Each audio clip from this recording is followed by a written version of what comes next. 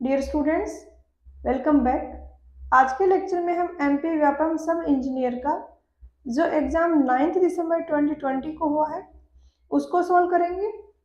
और इसी के साथ मैंने इन क्वेश्चंस के सोर्सेज भी फाइंड आउट करने का ट्राई किया है कि ये क्वेश्चंस कहाँ से लिए गए हैं। इनका थोड़ा सा पैटर्न यूनिक रहता है। ये डायरेक्टली बहुत ही कम क्वेश्चंस होते हैं जो बुक से कॉपी करते हैं, बाकी खुद फ्रेम किए हुए क्वेश्चंस होते हैं। बट कुछ क्वेश्चंस हैं जिनके सिमिलर क्वेश्चंस किसी बुक्स में अवेलेबल है। जैसे कि यहाँ पर मैंने आर और एस लिखा है, इट मीन्स इसका सिमिलर क्वेश्चन आर और में अवेलेबल है, एग्जैक्टली सेम नहीं है। तो स्टार्ट करते हैं। क्वेश्चन नंबर फर्स्ट में पूछा है modular ratio working stress method में क्या होता है। तो ये रेशियो होता है ES अपॉन EC का, तो ए आंसर हो जाएगा। क्वेश्चन सेकंड में दिया है कि इरिगेशन का वो कौन सा मेथड है जिसमें वाटर को मैकेनिकल मीन्स से लिफ्ट करते हैं, तो लिफ्ट इरिगेशन हो गया। क्वेश्चन नंबर थर्ड में दिया है कि कंक्रीट स्ट्रक्चर्स के डिजाइन करते हैं तो फेलियर स्ट्रेन होता है कंक्रीट का, वो क्या लिया जाता है, डायरेक्ट कंप्रेशन में और फ्लेक्चर में। तो डायरेक्ट कंप्रेशन में होता है वो 0.002 होता है कॉलम के केस में, और बीम के केस में जो लेते हैं वो 0.0035 होता है। तो सी हो गया करेक्ट। क्वेश्चन नंबर 4 में दिया है कि एक पाइप में से वाटर फ्लो हो रहा है और प्रेशर है वो 19.62 न्यूटन पर सेंटीमीटर स्क्वायर है, तो प्रेशर हेड क्या होगा। तो पहले तो हम प्रेशर को ऐसा यूनिट में कन्वर्ट करेंगे, सेंटीमीटर को मीटर में कन्वर्ट करने के लिए 100 से डिवाइड करेंगे, स्क्वायर है तो यहाँ पर स्क्वायर करेंगे और ये आ जाएगा 19.62 इंटू 10⁴। अब P इज इक्वल टू होता है WH, तो H हो जाएगा P अपॉन W, तो P को W से डिवाइड करेंगे। ऑप्शंस हैं वो काफ़ी दूर दूर हैं, तो W को हम 9810 के बजाय ले सकते हैं 10,000, तो यहाँ पर ये डिवाइड करेंगे तो 19.62 से थोड़ा बड़ा होगा आंसर, तो डी हो जाएगा। क्वेश्चन नंबर 5 में दिया है कि ब्रिटिश टॉयलेट एसोसिएशन के अकॉर्डिंग जो नंबर ऑफ मेल क्यूबिकल्स होते हैं उनमें ऐड करते हैं नंबर ऑफ मेल यूरिनल्स और उसको एक फैक्टर से मल्टीप्लाई करते हैं, वो इक्वल होता है required number of female cubicles. तो फैक्टर की वैल्यू क्या होती है, तो फैक्टर की वैल्यू होती है 2। क्वेश्चन 6 में पूछा है कि पेविंग ब्रिक्स प्रिपेयर करते हैं तो उनमें किसका हायर परसेंटेज होता है, तो इनमें आयरन का हायर परसेंटेज होता है। इसका MCQ बेस्ड क्वेश्चन आपको बुक्स में नहीं मिलेगा। construction.org करके एक वेबसाइट है सिविल इंजीनियरिंग की, जिसमें कुछ शॉर्ट नोट्स टाइप दिए हुए हैं और काफ़ी बार एग्जामिनर वहाँ से क्वेश्चंस बनाते हैं। क्वेश्चन 7 है, उसमें दिया है कि कंक्रीट वर्क को जो रिपेयर करने का प्रोसेस होता है उसको क्या कहते हैं, तो ये गंटिंग होता है। क्वेश्चन नंबर 8 में दिया है कि वो कौन सा मेथड है जिसको हम मल्टी स्टोरी बिल्डिंग के लिए यूज़ करते हैं, तो ये एस्टिमेशन एंड कॉस्टिंग की बात हो रही है। वहाँ पर एक मेथड होता है क्यूबिकल कंटेंट मेथड जो मल्टी स्टोरी बिल्डिंग के लिए यूजफुल होता है, तो डी हो गया। क्वेश्चन नंबर 9 में दिया है कि नीचे दिए गए मेथड्स में से कौन सा मेथड ऑफ एक्सप्लोरेशन नहीं है, तो पेनिट्रेशन टेस्ट नहीं है। नंबर 10 में दिया है कि नीचे दिए गए मेथड में से इंटरपोलेशन ऑफ कंटूर्स का कौन सा मेथड नहीं है। एस्टिमेशन, आर्थिक और ग्राफिकल 3 मेथड होते हैं इंटरपोलेशन ऑफ कंटूर्स के, ज्योमेट्रिक मेथड है ये कोई मेथड नहीं होता है। सेम क्वेश्चन आर में थोड़ा सा मॉडिफाइड है, वहाँ पर 3 ऑप्शन दिए, ABC में एस्टिमेशन, अर्थमेटिक, ग्राफिकल और डी में दिया ऑल ऑफ द अबव। वहाँ पे करेक्ट स्टेटमेंट फाइंड करना है, यहाँ पे जो इनकरेक्ट है वो फाइंड करना है। 11th में दिया है कॉलम है उसकी इफेक्टिव लेंथ है वो 4.2 मीटर है, डाया 20 सेंटीमीटर है, इनर्सिया है वो 7.85 इंटू 10⁻⁵ है। सिलेंडरनेस रेशियो क्या होगा, तो लेमडा पूछा है, लेमडा होता है LE/R, RG radius of gyration, ये होता है I अपॉन A का रूट। काफ़ी सिंपल लग रहा है क्वेश्चन दिखने में, बट फर्स्ट राउंड में आपको ऐसे क्वेश्चन है वो स्किप करने हैं। इसके 2 रीजन है, एक तो ऑप्शन है वो काफ़ी नज़दीक है और दूसरा कैलकुलेशन काफ़ी ज़्यादा टफ है। यहाँ पे आपको स्क्वायर रूट लेना है RG के लिए, तो आप इसमें वैल्यूज पुट करोगे तो आंसर आ जाएगा 84। क्वेश्चन 12 में दिया है कि एक सॉइल है उसका रिलेटिव कॉम्पेक्शन है 75% और मैक्सिमम ड्राई यूनिट वेट है 21 किलो न्यूटन पर मीटर क्यूब, तो फील्ड ड्राई यूनिट वेट क्या होगा। बेसिकली रिलेटिव कॉम्पेक्शन है, ये रिप्रेजेंट कर रहा है कि कितना % कॉम्पैक्ट हुई है सॉइल। 100% होगी तो फील्ड यूनिट वेट भी मैक्सिमम ड्राई यूनिट वेट के इक्वल होगा। जितना कम होगी फील्ड यूनिट वेट उतना ही कम होगा। तो ये बेसिकली रेशियो होता है फील्ड ड्राई यूनिट वेट और मैक्सिमम ड्राई यूनिट वेट। तो मैक्सिमम 21 है, फील्ड वाला निकालना है हमें, और ये है 75%, फैक्टर में 0.75 हो जाएगा, तो 15.75 आ जाएगा। क्वेश्चन 13 में दिया है कि फेरेक्टिक लाइन है जो अर्थ डैम्स में, उसके रिगार्डिंग कौन सा स्टेटमेंट करेक्ट है। तो इस तरीके से होता है अर्थन डैम। इसमें एक लाइन होती है जो कि सेचुरेटेड और पार्शली सेचुरेटेड सॉइल को सेपरेट करती है। ये वाली सॉइल है सेचुरेटेड है, ये पार्शली सेचुरेटेड है, प्लस नीचे की जो सॉइल है इसमें सीपेज फ्लो हो रहा होता है। इस तरीके से इसमें फ्लो लाइन बन रही है और इनके परपेंडिकुलर ये इक्विपोटेंशियल लाइन बन रही है, फ्लोनेट बन रहा है बेसिकली। तो फेरेटिक लाइन है, इसको टॉप फ्लो लाइन भी बोला जाता है, और इसके ऊपर सॉइल है वो सेचुरेटेड नहीं है, तो कोई हेड वहां पर एक्ट नहीं कर रहा है, तो इसलिए इस पर जो प्रेशर होता है वो एटमॉस्फेरिक प्रेशर ही होता है। बेसिकली जो यहाँ प्रेशर एक्ट कर रहा है वही यहाँ पर होगा, तो एटमॉस्फेरिक प्रेशर होता है बी। क्वेश्चन 14 में पूछा है कि नीचे दिए गए ऑप्शंस में से कौन सा लेसिंग का टाइप नहीं है। तो लेसिंग को कनेक्शंस के बेस पे 2 टाइप में डिफाइन कर सकते हैं हम, रिवेटेड और वेल्डेड। उसके अलावा लेसिंग है वो सिंगल लेसिंग होती है, जैसे इस तरीके से, और इस तरीके से दोबारा से अगर हमने लेसिंग कर दी तो ये हो जाती है डबल लेसिंग। तो single, double, riveted, welded. Option में यहाँ पर ये दिया है ट्रिपल, तो ये इनकरेक्ट हो जाएगा। क्वेश्चन 15 में दिया है कि नीचे दिए गए ऑप्शंस में से टाइप ऑफ क्रेन कौन सा नहीं है। तो जॉनसन नहीं है। क्वेश्चन 18 में दिया है कि एक ओरिफिस है, उस पर हेड ऑफ वाटर है वो 4.9 मीटर है, ओरिफिस का डायमीटर है वो 25 mm है, कोफिशिएंट ऑफ वेलोसिटी 0.98 है। तो एक्चुअल वेलोसिटी क्या होगी। तो एक्चुअल वेलोसिटी होती है CV इंटू रूट 2GH। तो CV 0.98 है, 2 इंटू 9.8 इंटू H है 4.9।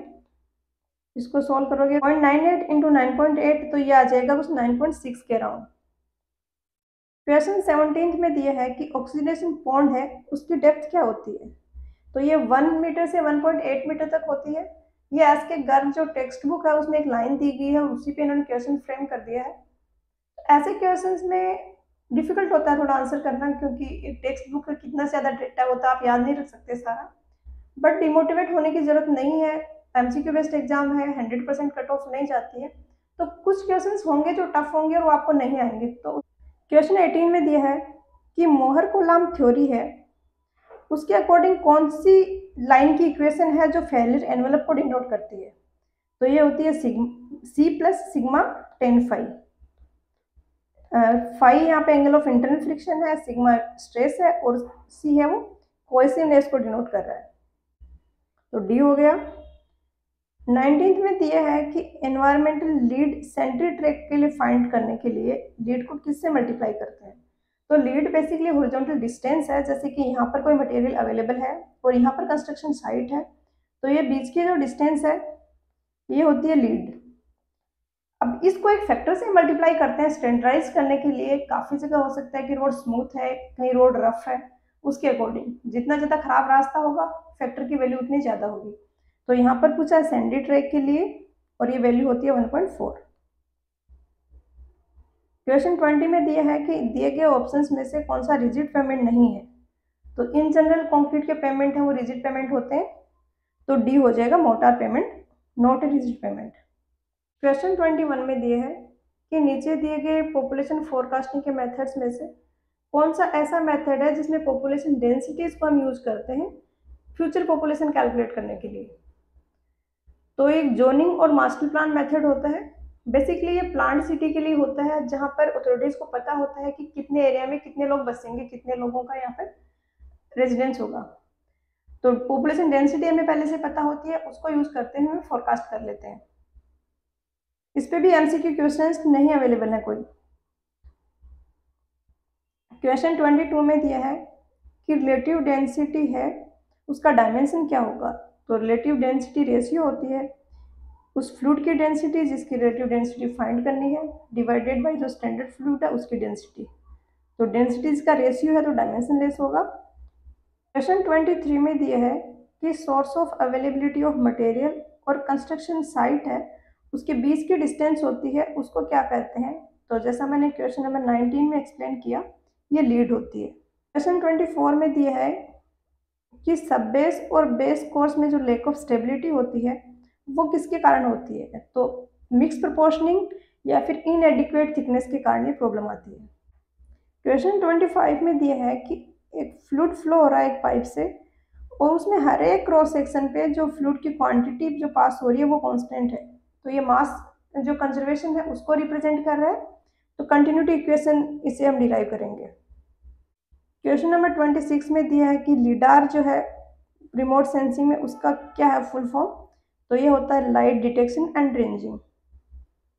क्वेश्चन 27 में दिया है कि rate of filtration of normal sand filter है वो कितना होता है?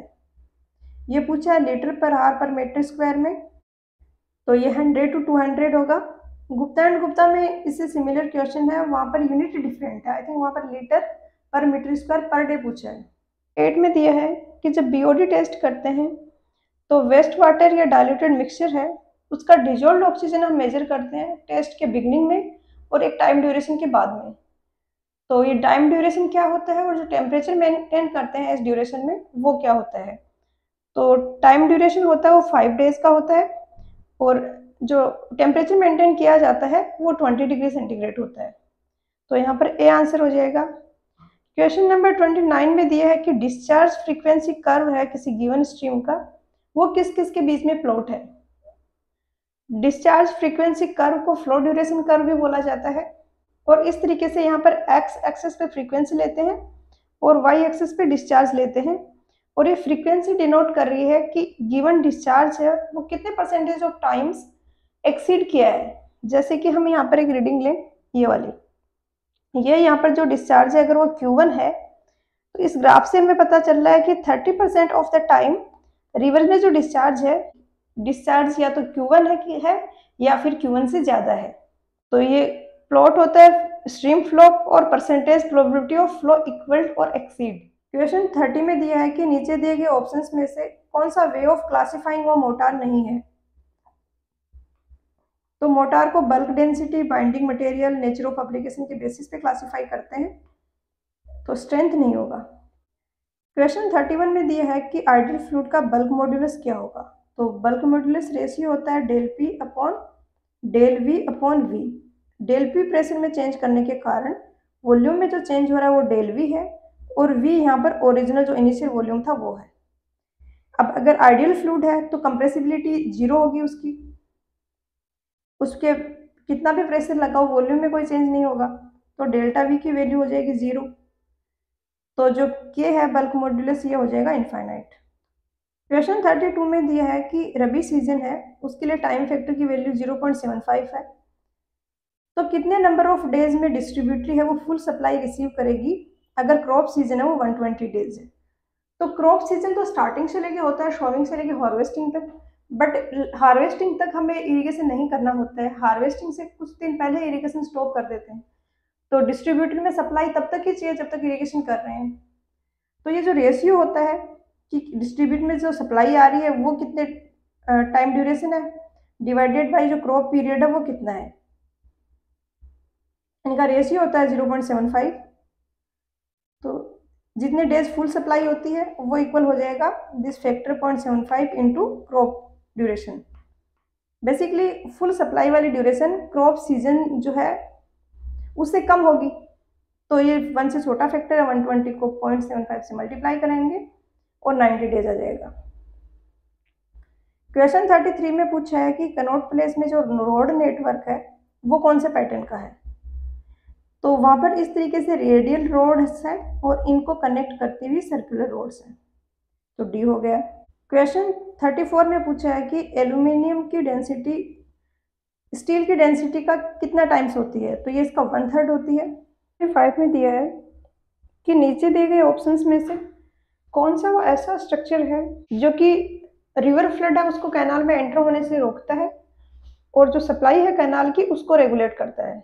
तो ये हेड स्लूस होता है। इसके अलावा जो ऑप्शंस हैं इसमें फिश लैडर है। ये एक ऐसा स्ट्रक्चर है जो कि अलाउ करता है फिश को कि वो अपस्ट्रीम में से डाउनस्ट्रीम या डाउनस्ट्रीम से अपस्ट्रीम जिस डायरेक्शन में चाहे ट्रेवल कर सकें। इसमें कुछ इस तरीके से इसको डिजाइन किया जाता है कि इसमें वेलोसिटी होती है वाटर की, वो लो रखी जाती है। आर्टिफिशियल कट ऑफ्स हैं, ये इसलिए प्रोवाइड करते हैं ताकि सीपेज फ्लो हो रहा है उसको रोक सकें।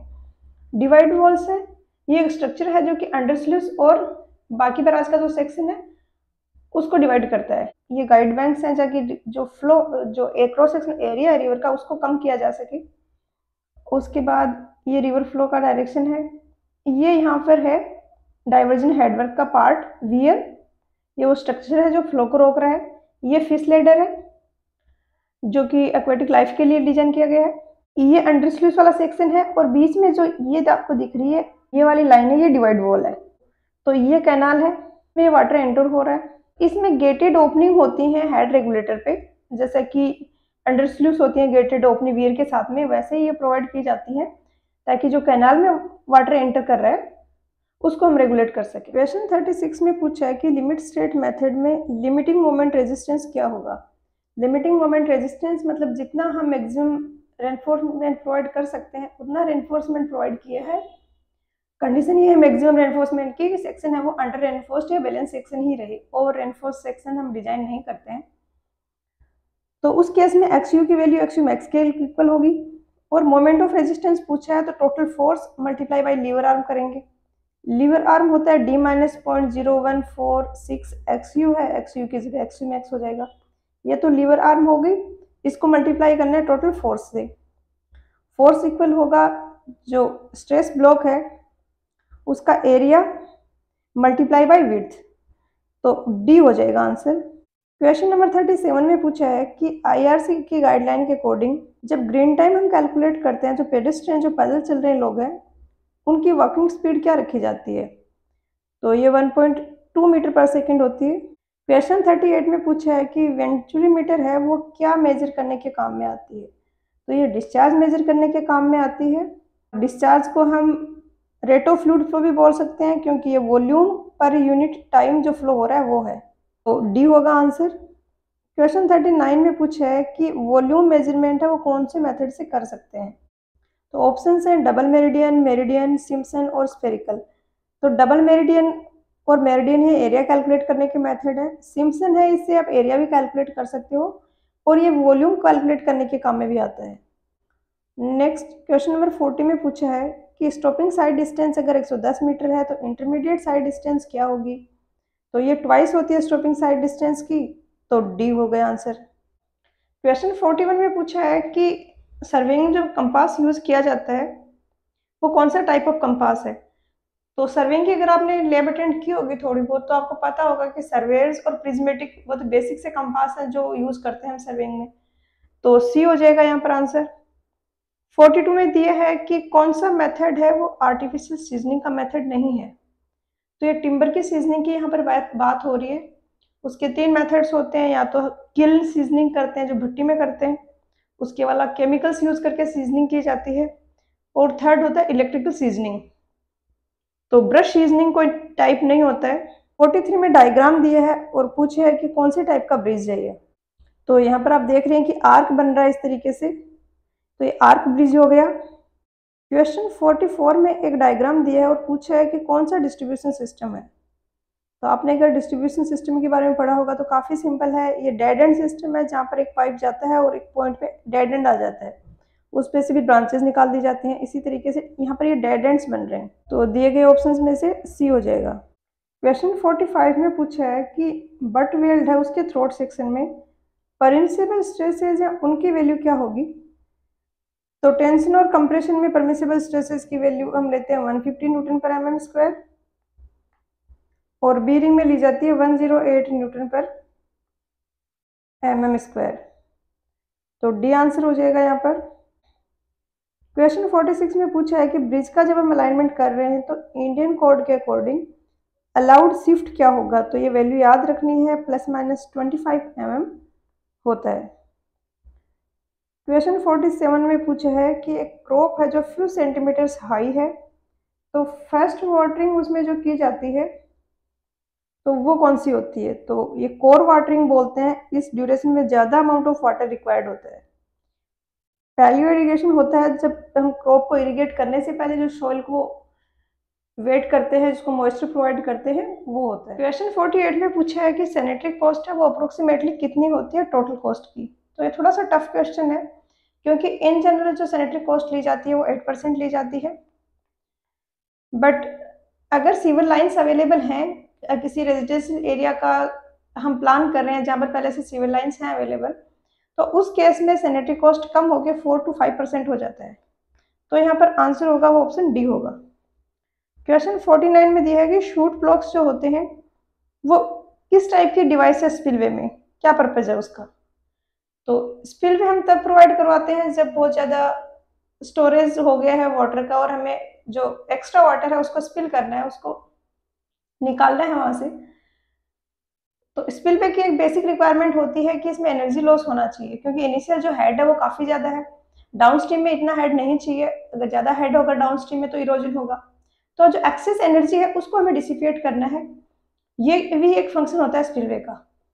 अब ये एक्सेस एनर्जी डिसिपेट करने के लिए हम इस तरीके से कंडीशंस क्रिएट करते हैं कि हार्डली जंप वहाँ पर करो।